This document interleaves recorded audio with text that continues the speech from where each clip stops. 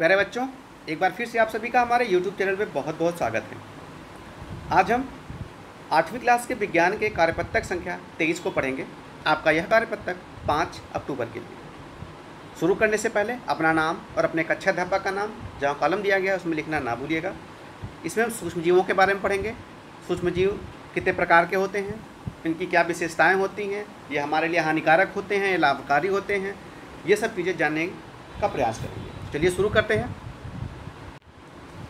सूक्ष्मजीव, देखिए सूक्ष्मजीव बहुत छोटे होते हैं। इन्हें सूक्ष्मजीव इसलिए कहा जाता है क्योंकि उन्हें देखने के लिए सूक्ष्मदर्शी की ज़रूरत होती है। हमारे आसपास अनेक प्रकार के सूक्ष्मजीव उपस्थित होते हैं।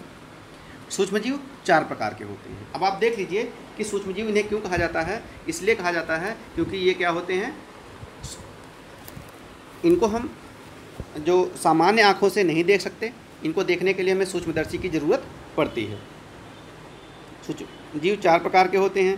क्या क्या होते हैं, देखिए जीवाणु, प्रोटोजोआ, कवक, शैवाल और विषाणु जो होते हैं, वायरस होते हैं, उनको भी सूक्ष्मजीव की श्रेणी में रखा जाता है। यहाँ पर 4 प्रकार के दिए गए हैं। एक जीवाणु है जिसे बैक्टीरिया बोलते हैं, प्रोटोजोआ, कवक और शैवाल।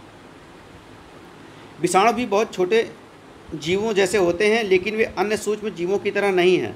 विषाणु केवल अपने मेज़बान में ही जीवित होते हैं, इसके अलावा वे निर्जीव रहते हैं। विषाणुओं की जो विशेषता है वो ये जान लेते हैं, ये भी सूक्ष्मजीव होते हैं, लेकिन वो सूक्ष्मजीवों की तरह नहीं होते, क्योंकि सूक्ष्मजीव हो जाते हैं वो कहीं भी जीवित रह लेते हैं, लेकिन जो विषाणु होते हैं वो अपने मेज़बान यानी जिसके शरीर में होते हैं। जैसे मान लो कोरोना वायरस है, कोविड का वायरस है, ये वायरस है, विषाणु है, समझे कि नहीं। तो ये क्या होगा, ये नॉर्मली ऐसे निर्जीव रहेगा, लेकिन जैसे ही आपके जैसे मानव के शरीर में आएगा तो मानव के शरीर में ही ये जीवित रह सकता है, यहीं पे यह वृद्धि करेगा। अगर ये मानव के शरीर में नहीं है, सामान्य वायुमंडल में है, तो ये थोड़ी देर बाद निर्जीव हो जाता है। ये सभी प्रकार के वातावरण में जीवित रह सकते हैं, जैसे कि जिसमें बर्फीली ठंडी जलवायु से लेकर गर्म झरनों और रेगिस्तान से लेकर दलदली भूमि तक शामिल हैं। ये मनुष्यों सहित जानवरों के शरीर के अंदर भी पाए जाते हैं। ये बैक्टीरिया के बारे में यानी ये जीवाणुओं के या सूक्ष्मजीवों के बारे में बात हो रही है। जो सूक्ष्मजीव होते हैं ये किसी भी वातावरण में विभिन्न प्रकार के सूक्ष्मजीव होते हैं, और वो कुछ ठंडे स्थानों पर ही पाए जाते हैं, कुछ गर्म स्थानों पर पाए जाते हैं, कुछ जल में पाए जाते हैं, कुछ स्थल पर पाए जाते हैं, कुछ मानव के शरीर में पाए जाते हैं। अब ऐसा नहीं है कि एक सूक्ष्मजीव हर जगह पाया जाता है, इनकी बहुत बड़ी तादाद है और ये हर जगह पाए जाते हैं। मानव शरीर में भी कई सारे बैक्टीरिया पाए जाते हैं, सूक्ष्मजीव पाए जाते हैं, जो हमारे लिए लाभकारी होते हैं।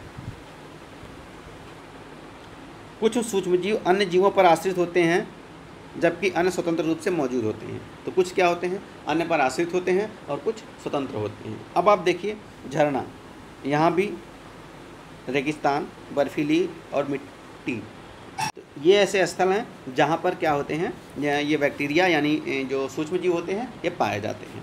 अब प्रश्नों पर चलते हैं। प्रश्न बहुत आसान है। देखिए सूक्ष्मजीव किन्हें कहते हैं, इनके नाम लिखिए। देखिए सूक्ष्मजीव ऐसे जीव होते हैं जिन्हें सूक्ष्मदर्शी की सहायता से देखा जाता है। इनके नाम क्या है, तो आप जो 4 प्रकार के सूक्ष्मजीव होते हैं, जैसे आप देखे हैं क्या बोलते हैं कि यहाँ पर ऊपर 4 प्रकार के सूक्ष्मजीव दिए गए हैं। जीवाणु है, प्रोटोजोआ है, कवक और शैवाल, इनके आप नाम लिखेंगे। सूक्ष्मजीव हानिकारक होते हैं या उपयोगी, अपने उत्तर की पुष्टि कीजिए। तो सूक्ष्मजीव हमारे लिए उपयोगी भी होते हैं और हानिकारक भी होते हैं। जैसे कि उपयोगी होते हैं, जैसे मान लें दूध से दही बनाने के लिए सूक्ष्मजीव का प्रयोग होता है, लेकिन जैसे अगर खाना बहुत दिन तक रख दिया जाए तो सूक्ष्मजीव उसमें क्या होते हैं, उसको पॉइजनस यानी जहरीला बना देते हैं। तो दोनों तरीके से होते हैं, सूक्ष्मजीव लाभकारी भी होते हैं और हानिकारक भी होते हैं। विषाणुओं को सूक्ष्मजीव क्यों नहीं कहते हैं, क्योंकि ये क्या होते हैं, यह केवल जो है अपने मेज़बान के ही शरीर में जीवित रह सकते हैं, अन्यथा ये जीवित नहीं रह सकते हैं, इसलिए इनको सूक्ष्मजीव नहीं कहा जा सकता है। सूक्ष्मजीव कहाँ रहते हैं, तो सूक्ष्मजीव हर जगह स्थल पर पाए जाते हैं, चाहे वह झरना हो, रेगिस्तान हो, बर्फीली जलवायु हो या मिट्टी हो या ठंड जलवायु हो, हर जगह ये पाए जाते हैं। तो ये प्रश्नों का उत्तर जो हमने बोला इन्हें लिख के आप अपने कक्षा अध्यापक के पास या आप विषय अध्यापक हैं उनके साथ शेयर करें। वीडियो देखने के लिए आप सभी बच्चों का बहुत बहुत धन्यवाद।